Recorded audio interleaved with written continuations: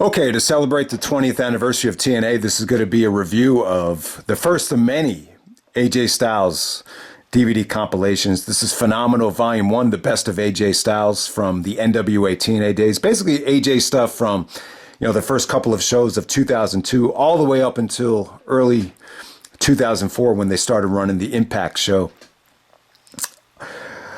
But yeah, the funny thing is, I always thought this match to crown the first ever X Division championship, or the first ever X champion between AJ Styles, Jerry Lynn, Low-Key, and Psicosis.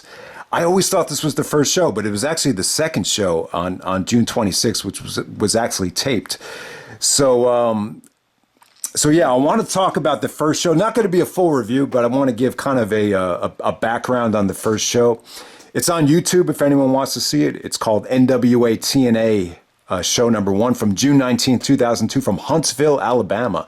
So I always thought these were running in the asylum in Nashville, but initially, Jarrett actually got an open line of credit from a company called Health South, which was based in Huntsville, Alabama. So the first couple of shows were actually in Huntsville, believe it or not. So when you go back to the June 19th show, in terms of what AJ did on the show, he actually teams up with Low-Key and Jerry Lynn to take on the Flying Elvises. So the Flying Elvises, I think most guys would know Jimmy Wang Yang. So Jimmy Yang actually gets a victory over AJ to win this first match, and also features Sonny Siaki and Jorge Estrada, who was actually from Dusty Rhodes' promotion at the time, called I think it was called Turnbuckle Wrestling. So so Dusty actually had his own promotion at the time. I don't know how much longer it lasted, but yeah, it was called the Flying Elvises. AJ even touched on this at Slammiversary, so it made me want to go back and check out this show. So you don't really know until you go back and watch it. So I had no idea. I always thought AJ, was crowned X Division champion on the first show. But, this match against the Flying Elvises, it was the first wrestling match on the show. Jarrett wanted to, send a message that this is the alternative. It kind of gave you just a nice taste of what the X Division was all about. It was more like an appetizer. I think the very next week, when the belt was on the line, that was more of the main event, more of a showcase spotlight that really let these guys really show how good they can be. But on top of that, with the very first show, Jarrett wanted to go with the WrestleMania 3 model. Lots of variety. You saw some celebrities like Toby Keith and some of the NASCAR guys. So the funny thing is, Toby Keith, the famous country singer, he actually was invited to the White House that day, but he actually turned it down because he already committed to Jeff. So Jeff, is always very appreciative that Toby Keith decided to keep his word and honor his commitment. So I thought that was really cool. The show actually starts out with all the NWA legends in the ring. So obviously they made a deal with NWA that, they're gonna bring back the title because of the lineage going back to 1905. It just made sense for a lot of levels. They secured this pay-per-view deal. I think it benefited the NWA to get the title on pay-per-view instead of just doing what they were doing anyway. I think the last NWA champion was actually Dan DeBeast Severn before they went into this partnership with TNA. So the show actually starts out with Steamboat in the ring, Dory Funk Jr., and they're saying that we're going to crown a new NWA champion in the main event tonight, which is going to be like a Royal Rumble match, a gauntlet for the gold. So Jarrett comes out, he's all pissed off. He's like Dory, back in 1902, did you win the NWA title in a stupid battle royal? He said, this is a bunch of crap. Then Shamrock comes out. I think Scott Hall comes out. And they're like, yeah, this sucks. It should be one-on-one. But it is what it is. It's going to be a battle royal. So Jarrett is like bitching and complaining the whole night. I thought Jarrett was great. You could definitely tell he was rejuvenated. This is his main this is his company.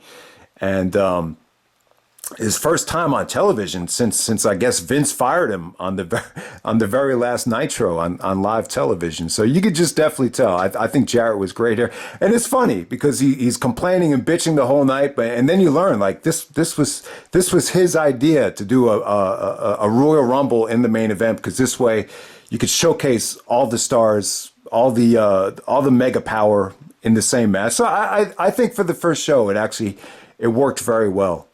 So yeah, you had Toby Keith. You had the NASCAR guys actually make an appearance. They did a segment with Ron the Truth Killings. So it definitely had like a Southern, wrestling WCW type of feel, but I think it worked good. And then when you look at the main event, the last two guys would actually wrestle one-on-one, pinfall submission. Ricky the Dragon Steamboat was actually the guest referee, and Ken Shamrock wins the vacant NWA title. And it came off really good. I think Shamrock was a huge get at the time. He was coming off of that. I guess he was coming off of the UFC fight with Tito Ortiz, where they had just done the best buy rate in UFC history. And Shamrock, I don't think he wanted to wrestle full time. So this was just a great fit. He could wrestle on occasion, and he could still fight. So it just made sense for both guys at the time. Okay, on to the review of the AJ compilation. So I'll tell you, these first three matches here from the summer of 2002.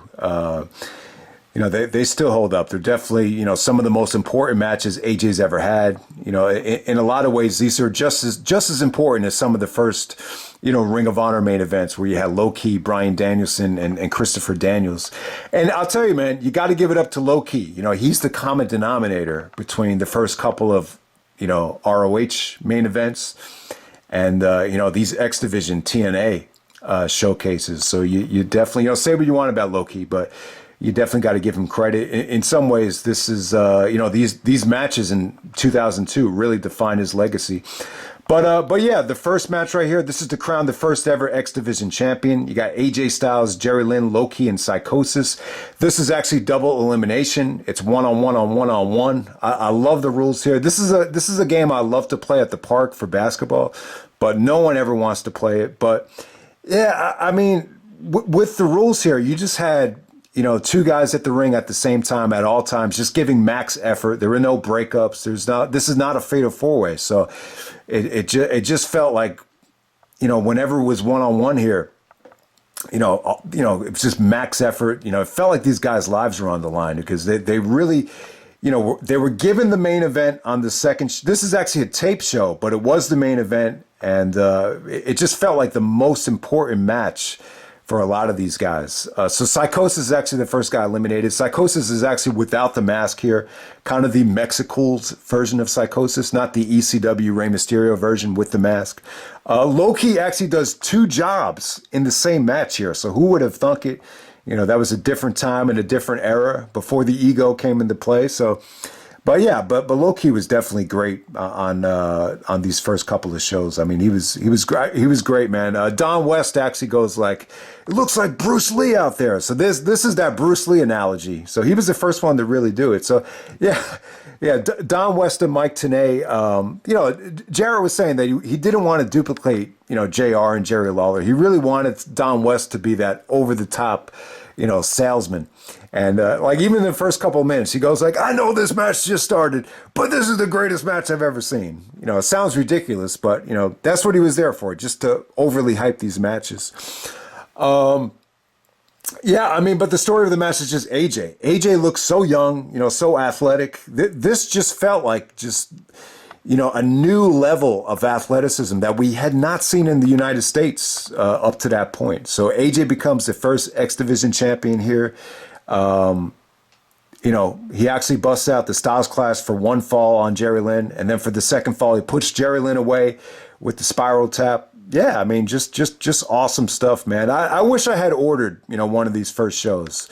It's crazy. I remember the first show actually happened on the last day of school. And then I think the very next day, me and my brother, we actually went to Six Flags Great Adventure. And I actually did ask him, I said, wouldn't that be cool if Austin, Austin had just walked out. And so I said, wouldn't that be cool if Austin went to NWA-TNA at the time? And, so it's funny. Jarrett actually followed up on it. Conrad actually asked him, was there any talk of bringing Austin in? And Jarrett just said no. He knew that, there was a no compete clause, and he just said there's no way that would ever happen. So they never even thought about bringing Austin in. But yeah, looking back on it, I really wish I had ordered, one of these shows back in June of 2002. I think the only time I ordered a weekly pay-per-view, so at the time, these were only $9.95. They were every Wednesday. I think the only time I ordered one was like right before WrestleMania 20. I don't even think I made it through the whole show, but yeah, I just, that's like my one regret. I wish I had supported the company and ordered, one of these first shows. So after you get past that four-way double elimination match, you get a triple threat match at the beginning of August. You got AJ, Low-Ki, and Jerry Lynn. This is beautiful stuff, man. I mean, they really made the triple threat scenario work. It felt like it was a little bit inspired from the Vengeance 2002 main event, where they kind of went into finisher overkill mode with, Taker, Angle, and The Rock kind of using each other's finishers. So you see, like, for example, like you saw Low-Ki use the Cradle Power Driver. I think someone else actually busted out the Styles Clash. But this is good stuff, man. I mean, they really, made the triple threat work here. This is an example of three guys actually, using the extra guy to their advantage. Some people don't like working triple threats because they're tough to work. But, if you do it right and if you make the most out of the extra man, you could just make for a really exciting, innovative match. A lot of people like this triple threat better than the ladder match. I think the ladder match got more love initially, but I think over time, this triple threat match really became, known for being a little bit more underrated. Low-Ki actually wins the X Division title here. So AJ's trying to break up Low-Ki's pin with the spiral tap, and it doesn't work. Low-Ki gets the pinfall after the spiral tap, and he still is able to pin Jerry Lynn to win the X Division title. I guess Low-Ki's first X Division title. And then they followed up with a triple ladder match later on that month. The ladder match was great, but I can see why people prefer the triple threat. Once they had the three ladders in the ring, it just kind of clogged up too much space. And, I think you might have had some spacing issues at the end of that match. So that's the only reason why I think people prefer the triple threat. But I'll tell you what, the ladder match, it was just a nice blend of, the athletic style that they were perfecting and the brutality. Like, probably the highlight was Low-Ki. Low-Ki actually took that double hip toss onto the ladder, which was set up in the middle of the rope. So, that was nasty. And then you remember the Cradle Power Driver off the middle of the ladder that Jerry Lynn delivers to Low-Ki. So Jerry Lynn actually wins the X Division title here for the first time in the ladder match. So the ladder match was, this was cool stuff, man. I mean, we haven't seen a lot of triple threat ladder matches. It mainly became an ECW thing. I think that's what they were going for. Jerry Lynn had ties to ECW. First ECW main event at Barely Legal. You had the triple threat ladder match with, the whole Terry Funk situation. So there you go with that. And next up, we have a no disqualification match for the X Division belt. So you got AJ Styles taking on X-Pac, Sean Waltman. I told it. So this is straight off of, X-Pac leaving WWE when he was in the NWO. I can't remember if he got fired or whatever happened there. But apparently X-Pac was not happy during the NWO days, just like Austin. So he found his way to NWA-TNA to reunite with his buddy Scott Hall. So, that's not surprising there. Definitely not the best AJ and Sean Waltman match. I think the match they had a couple years later at No Surrender, definitely a lot more well-received than this. At this time, they were trying to make AJ as a heel. They had this guy called Madamere Plumtree. For some reason, this guy Plumtree reminds me of Archibald Peck from Chikara. He's like this preppy guy with white hair and glasses. Very good mic skills. But at the time, AJ's matches, they were more character-based. It really felt like at this time. Through a lot of these matches, they were really trying to get AJ over as a heel. Obviously, I think AJ's more suited to be a babyface, but I get what they were trying to do. They were trying to get AJ to connect with the fans from a personality standpoint. So the funny thing is here, what's his name? Grandmaster Sexay, Jerry Lawler's nephew, actually cost Sean Waltman the match. AJ gets the victory. And then after this match is over, Waltman is actually, putting over AJ, even though he got screwed. So, definitely not the best stuff that AJ and X-Pac have done together. Next up, you got AJ taking on the Amazing Red. This is good stuff here. This is really good for AJ, too, because it allowed him to actually control the match and play the bigger guy, more of the this is more of a David and Goliath match for AJ in the opposite realm. So it was a good experience for him. Plus, at this time, I think him and Amazing Red, the chemistry was so good together that they eventually ended up becoming, I think, tag team champions in Ring of Honor. But yeah, Amazing Red was awesome. Like before he got hurt, this match with AJ, he had a match with Low Key at Road to the Title where they had that Matrix minute. So yeah, Amazing Red was definitely, AJ even said one of the pioneers of the X Division. Just so many beautiful reversals from Amazing Red that came out of nowhere. The ending here was sick. Sick ending. AJ tries to go for the Styles Clash off the top rope. Amazing Red blocks it into a Hurricane Rana, but AJ rolls through and still pins Amazing Red. So yeah, definitely check that match out. That was from October of 2002. And then a match that got snubbed here is actually AJ and Jerry Lynn in the singles match. So they actually have an AJ versus Low Key singles match on the next disc, but they actually snubbed AJ and Jerry Lynn from episode 20. That's where Jerry Lynn actually won the X Division title. I get why they didn't put that on there. It's because AJ lost. And the match is very, very long, too. I think they wanted to speed this up a little bit. But that's on YouTube. If you haven't seen it yet, I'll put a link in the description. Okay, next up, you get to see AJ in a tag match. I guess that's the only reason they put this on. So AJ teams up with D'Lo Brown to take on Low Key in prime time of Triple X. Really nothing special about this match. I think they wanted to showcase to the fans, AJ's explosiveness when he gets the hot tags. And, just how he interacts within a tag team setting. I really can't say the match deserved to be on the compilation, but it was really cool to see AJ and D'Lo intercept Low Key's Sasuke special, and they gave him a double power bomb. I thought that was really cool.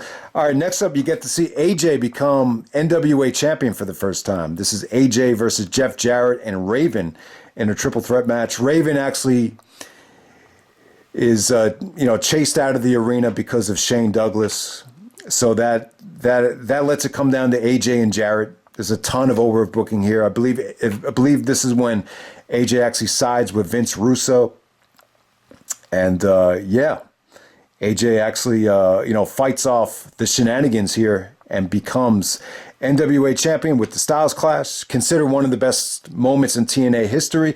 I always thought it was just one-on-one between AJ and Jarrett, so you forget that Raven was actually in that match.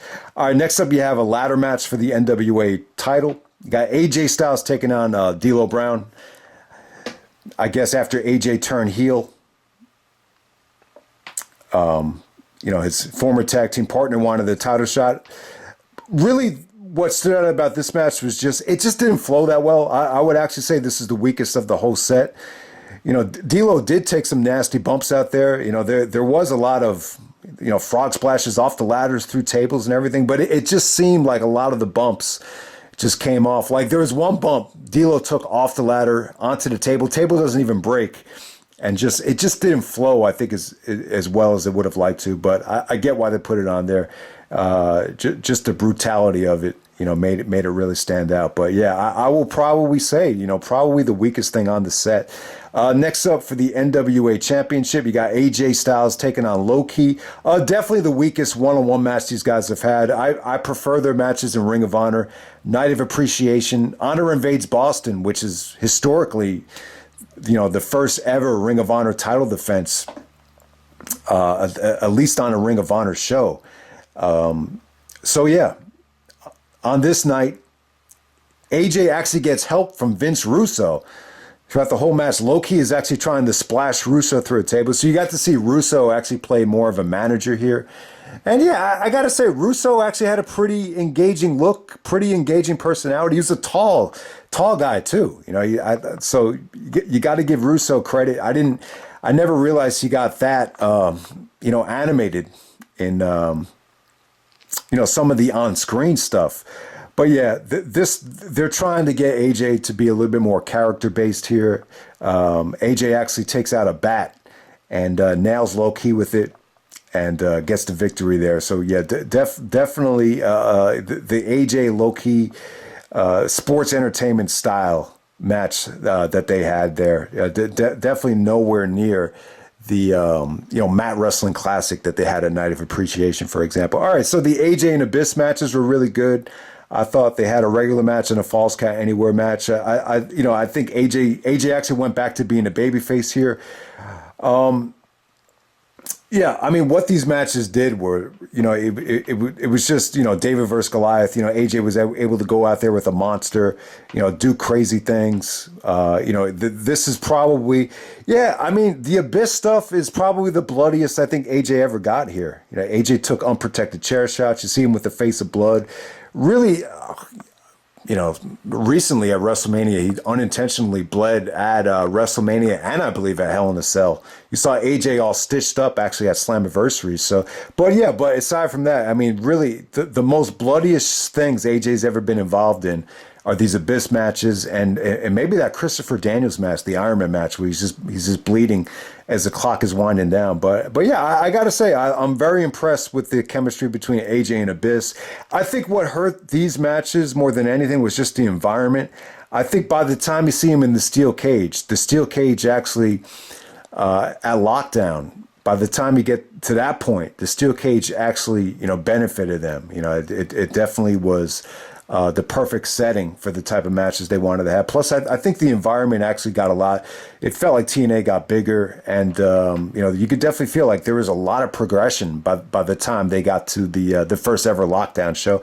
But these matches on the set, just a nice little taste of what they can do. I mean, they did some crazy stuff out there. And then we wrap it up with the cage match between AJ Styles and Jeff Jarrett. So AJ wins the NWA Championship again. So AJ was actually a surprise opponent for Jarrett. Russo comes out at the time. I think Russo was like more of a commissioner. He was talking about how, all these different guys deserve the title shot. And he's talking about bringing out Raven and bringing out all these different guys. And Jarrett's in the ring. He's like, who cares? Who cares? Just bring them out. So that's where that promo came from. So now so he's got AJ Styles as a mystery opponent there, and he defeats Jarrett for the belt. It was pretty good. I'd have to say, one-on-one, AJ and Jarrett didn't have the best chemistry. It felt more like an NWA Jarrett match than a AJ X Division match for whatever reason. But, there were some really cool things in the match. I believe AJ actually did take a bump off the cage where he's actually grabbing onto the cage. It's not a full bump off the top of the cage.